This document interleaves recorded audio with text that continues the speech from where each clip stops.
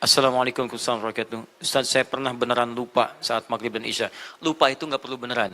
Lupa itu lupa ya. Lupa itu lupa. Karena pada saat waktu itu, Ustaz saya beneran lupa. Maksudnya begitu kalau dalam bahasa lisan. Karena pada waktu itu sedang dalam perjalanan Jakarta-Bandung, tapi saya sudah ingat-ingat.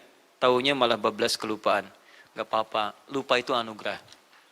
Sebagian anugerah yang diberikan kepada kita. Sepanjang dengan lupa itu, kita bisa menghadirkan unsur-unsur lain yang membuat kita taat. Bayangkan kalau tidak ada lupa. Seorang ibu yang tidak diberikan lupa, maka dia tidak akan pernah mau melahirkan lagi. Kalau ingat betapa kuat sakit dalam melahirkannya. Ya. Sakit Pak, sakit. Ya sudah Maya, nanti tahun depan kalau lahiran dari yang lain saja. Oh, Masya Allah. Tidak.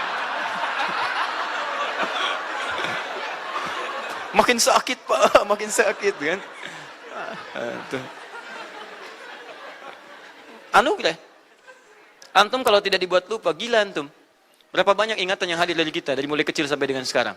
Lupa itu anugerah. Ya anugerah. Kalau disikapi dengan kebaikan-kebaikan. Tapi kalau lupa itu menjadikan kita berbuat maksiat, itu yang mengembalikan kita untuk bertobat. Jangan diikuti. Karena ada jenis lupa yang menghadirkan salah. Ya, lupa itu nasya. Salah itu akhta'. Kita lupa, nasina. Kita salah, akhta'na. Rabbana la tu'akhidna in nasina au. Nah, ada lupa yang menyebabkan salah. Coba lihat, bohong itu salah tidak? Salah. Tapi kalau orang sedang bohong, dia lupa kalau bohong itu dosa. Coba lihat, korupsi itu salah tidak? Salah. Tapi kebanyakan orang korupsi lupa ketika korupsi itu dia dosa. Salah. Makanya dikembalikan dengan nilai tobat. Adam itu tahu. Tahu teman-teman sekalian bahwa makan buah khuldi itu salah. Tapi ketika makan itu sedang lupa dengan nilai-nilai itu. Makanya orang katakan lupa kadang cenderung bertemu dengan salah. Saat salah itulah diberikan nilai untuk bertobat. Ya. Nah ini kasusnya, dia lupa tahu-tahu malah bablas. Setelah itu saya merasa gelisah dan seperti Allah kecewa sama saya. Allah tidak kecewa dengan hambanya. Oke? Allah memberikan hukum supaya kita kembali. Sampai sekarang saya belum tahu gimana untuk menebus kelalaian saya. Apa yang harus saya lakukan? Gini.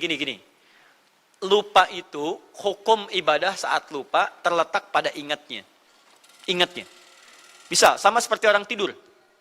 Antum ketiduran misalnya, ya tidur, bangun-bangun misalnya jam 9, subuh belum dikerjakan, maka saat bangun jam 9 itulah waktu sholat subuhnya. Jelas ya? Sama lupa, saya lupa nih belum sholat. Kadar Allah, saya sekarang baru ingat, maka sekarang tunaikan sholatnya. Jadi waktu sholat bagi orang yang lupa adalah saat waktu ingatnya.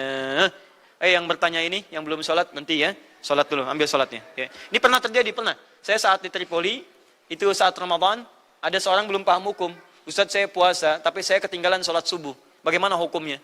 Saya bilang, itu hukum puasa tetap sah. Tapi hukum antum meninggalkan sholat bermaksiat pada Allah Subhanahu Wa Taala.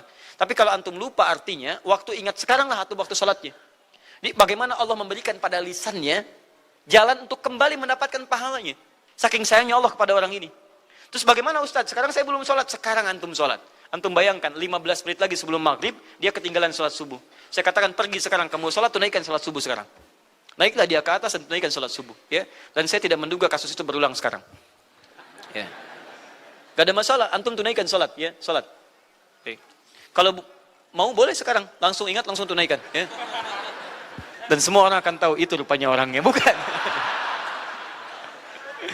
Pasca ini antum sholat ya, saya selesaikan sekarang, antum silakan sholat.